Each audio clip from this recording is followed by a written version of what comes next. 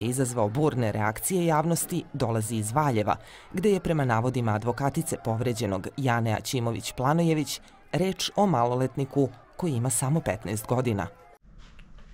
Pozdrav narode, dobrodošli na moj kanal. Za one koji ne znaju, ja sam Radoslav i u današnjem videoklipu nećemo pričati o očiglednoj temi, pošto verovatno iza mene vidite raskupusan kombajn i mislite da ćemo danas pričati o adaptaciji kombajna i pripremi vršidbe suncokreta. Međutim, trenutno se u Srbiji dešava nešto jedinstveno, nikad zabeleženo u istoriji planete Zemlje, gde se jedan goloruki narod bori protiv mafije. To su presvučeni banditi koji su takođe presvučeni i u policijske uniforme i uniforme Vojske Republike Srbije. Znači, ovako nešto nikad se nijednom narodu u istoriji nije desilo da se bori protiv mafije koja je okupirala državu. To su naslednici onih koji su zamenili okupatora 1944. godine u oktobru i sada su konačno pokazali svoje pravo najgore lice, gde su u vidu kriminalaca i zlikovaca pokušali da uguše slobodarsku misao u srpskom narodu. Naravno, ne samo u srpskom narodu, nego u svim građanima Srbije, ma kojih to narode i koje vere oni bili. Od starta, kada su došli ovi fašisti i nacisti, kako da kažem, kriminalci na vlast, stalno sam govorio šta će se desiti i da će se to na kraju krvavo završiti, međutim ljudi nisu verovali u to. Pričao sam o tome i na mom kanalu i mnogo pre toga na mestima gde sam se susretao sa ljudima, međutim ljudi su se stalno nadali da to neće tako biti, da se neće tako završiti. Mislili su da nisu u pitanju takvi kriminalci i psihopate, međutim ispostavilo se da jeste tako. A jedan od osnovnih problema što se ovo desilo je što je narod dozvolio da ga ova bagra razoruža. Znači, oružje je uvek bilo jedna od glavnih stvari koje je održavalo državu, koje je davalo podsticaj za borbu za slobodu, spas ove zemlje od zlikovaca. Međutim, narod je postao jako mekan i dozvolio je da nas ova banda razoruža. I mogu vam navesti gomilu primjera. Evo, uzmimo primjer koji stalno spominjem, znači Velike narodne skupštine u Kragujevcu, koja je održana između 1. i 5. februara 1834. godine, kada je trebalo da se donese prvi ustav tadašnje Kneževine Srbije. I tu možete vidjeti gde je prisustvovalo 4000 odbornika, poslanika narodnih iz cele Srbije u to vreme. Svi su bili naoružani. 5 dana je trajala ta skupština, nijedan incident se nije desio. Naravno, bilo je nesrećnih incidenata u istoriji našoj, čak i u skupštini. Znate kad je onaj ludak Puniša Račić pucao na ove poslanike, na Hrvatske seljačke stranke, ali to su isto bili ti radikali, to su isti preci ovih ludaka. Ljudi su na osnovu toga i na osnovu nekih primjera i zločina u porodici i tih stvari stalno ćutali, mislili to je normalno da se narodu oduzme oružje. To nije normalno. Zlikovac koji hoće da počini zločin, on će se snaći za oružje, ubiće sa bilo kakvim oružjem. Znači, a narodu treba oružje da bi mogao da brani državu od ovakvih situacija i ovakvih ludaka.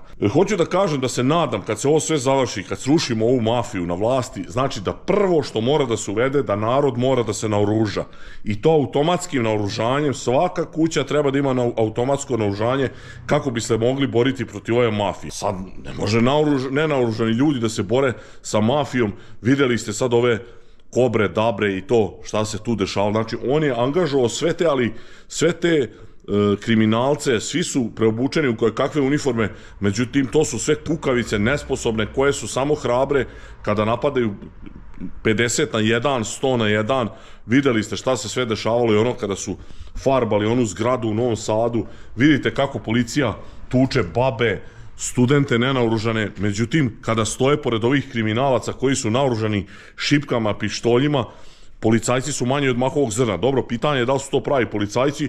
Svakako nisu, jer ne postoje više pravi policajci. To su jedni obični kriminalci koji su na čudan način došli do uniformi, jer da postoji neki promil, ali sad sam ja preterao, generalizujem, koji ljudi sad u ovo vreme su sigurno dali otkaze ili su na nekim bolovanjima ili nešto, da ne učestvuju u ovome. Ovi svi što učestvuju u ovome treba da budu procesuirani, najstrože kažnjeni, možda bi čak radi njih, pošto su oni veći izdajnici od ovog Vučića, ovo trebalo ponovo uvesti smrtnu kaznu, zato što su oni definitivno zaslužili to što napad na nenaoružan narod, to samo najveći bednik možda uradi. To su kao ovi silovatelji što siluju žene i decu, znači od tog zlikovci veći ne postoje.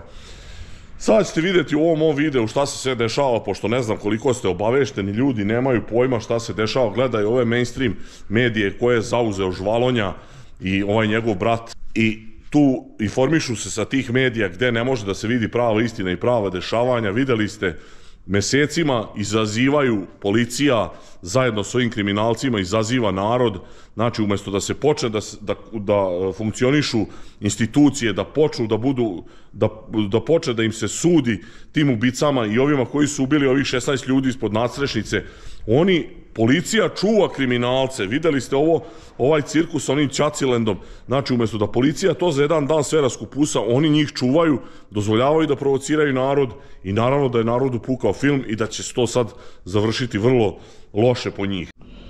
Ovde sada na ovim slajdovima i slikama moći ćete da vidite kako se ponašaju polićaci i ćaci vojaci kada čuvaju ubice i osuđene kriminalce koji im često i komanduju, kako oni profesionalno stoje, štite te kriminalce i pomažu im da ovi mogu da napadaju nenaoružani, pošteni narod koji se bori za institucije i za pravdu.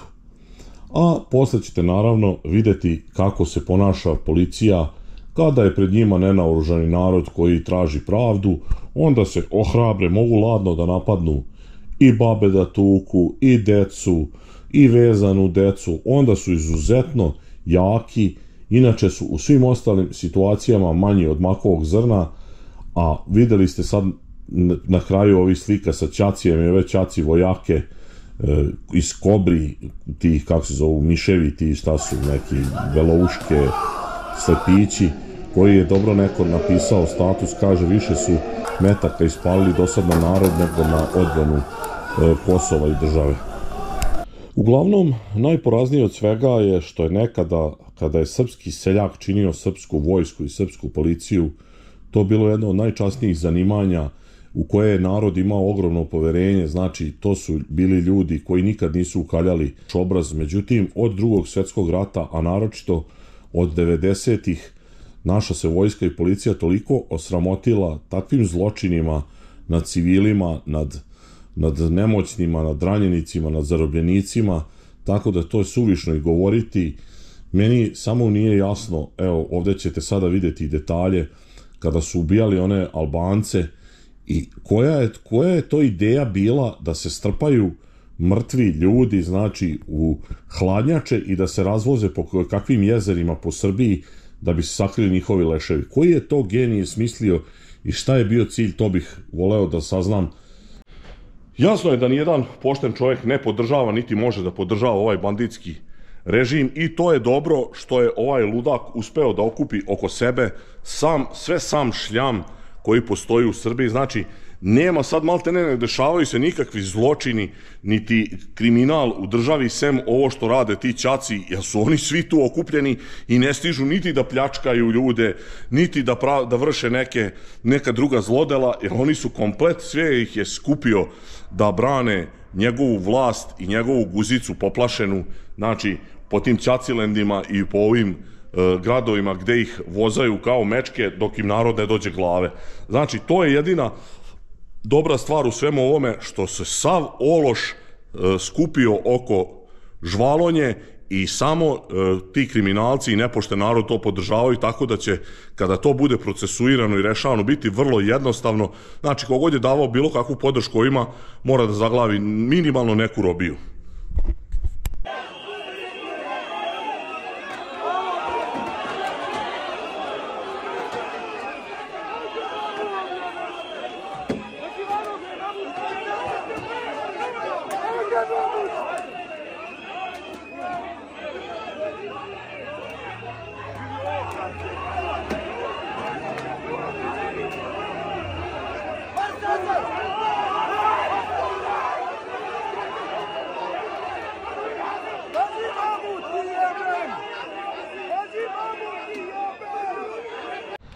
Uglavnom, nadam se najbolje, nadam se da ćemo uspeti da odbranimo državu od ove bande i mafije koja je zaposela vlast, kako da kažem, uzurpirala sve poluge vlasti i da se posle ovoga nikad više neće nešto slično dozvoliti da se desi. Znači, mora se zakonima sprečiti da uopšte može ovakva neka apsolutna vlast da se desi, da jedan ovakav ludak dođe na mesto diktatora i da ne može da se reši, da znači policije da napadaju goloruk narod, tuku po ulicama. Samo je pitanje kad će neko i tu stradati kao ovi ljudi što su stradali ispod nadstrešnice.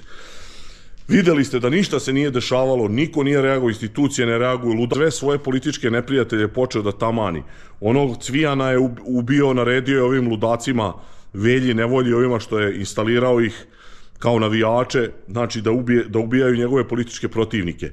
Takođe, još jedna od bitnih stvari, dan pred početak naoružavanja mora se uništiti gnezdo ovog zla, to je ona čergarska organizacija, znači ta komplet čergarska organizacija se mora uništiti, mora da zauvek se ugase te njihove formacije zla, znači te ultra kopovi, milenijum timovi i ta ekipa, to mora da nestane, više ne smu kakav crni sport, kakvi bakrađa, oni više ne smu na zemlju da stanu nogom.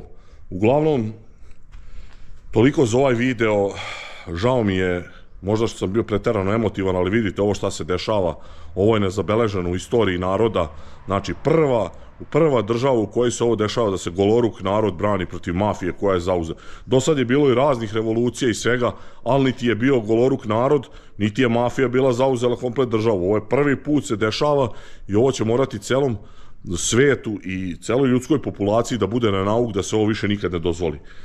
Hvala vam na gledanju. Nadam se da ste videli te neke potrebne informacije koje, ako niste znali, od sada znate. Želim sve najgore ovima neutralnima što se prave mrtvi. Oni su i problem, oni su i doveli na vlast ovu bandu. Zapratite moj kanal ako do sada niste.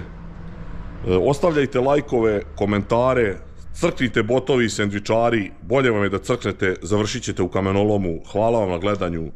Vidimo se u sledećem klipu. Pozdrav!